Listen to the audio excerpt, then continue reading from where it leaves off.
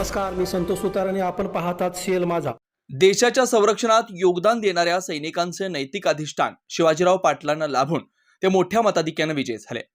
चंदगड तालुक्याचं नंदनवन करण्यासाठी शिवाजीरावांना मनापासून साथ देणार, चंदगडसाठी जे काही चांगलं करता येईल ते करण्याचं आपण वचन देत असल्याचं मनोगत आरोग्यमंत्री प्रकाश आंबेडकर यांनी व्यक्त केलं. चंदगड तालुक्यातील इनाम सावर्डे येथे आयोजित जाहीर सत्कार सोहळ्याप्रसंगी ते बोलत होते. अध्यक्षस्थानी खासदार धनंजय महाडिक होते.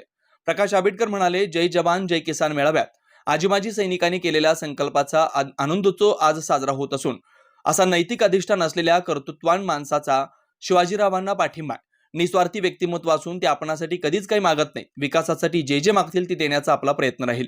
खासदार धनंजय महाडिक म्हणाले, शिवाजीराव पाटील हे समाजकारण करणारे व्यक्तिमत्व असून जिल्ह्यात, राज्यात आणि केंद्रात भाजपाची सत्ता असल्यामुळे चंदगडच्या विकासात आता अडचण येणार नाही. शिवाजीराव पाटील म्हणजे सैनिकांचा आमदार असून या तालुक्याचं भरभरून प्रेम आपण भरमोअण्णांच्या साक्षीने अनुभवलंय.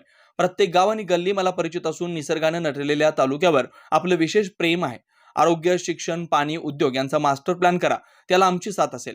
प्रास्ताविक अनिल शिवणगेकर यांनी केलं. आमदार शिवाजीराव पाटील यांनी तालुक्यात आरोग्याच्या सुविधा कार्यक्षम करण्याबरोबरच MBBS कॉलेज, नर्सिंग कॉलेजसह महिलांना स्वतंत्र हॉस्पिटल यासाठी आरोग्यमंत्र्यांनी सहकार्य करण्याची अपेक्षा व्यक्त करतानाच बोलण्यापेक्षा करून दाखवण्याचा माझा मानस आहे.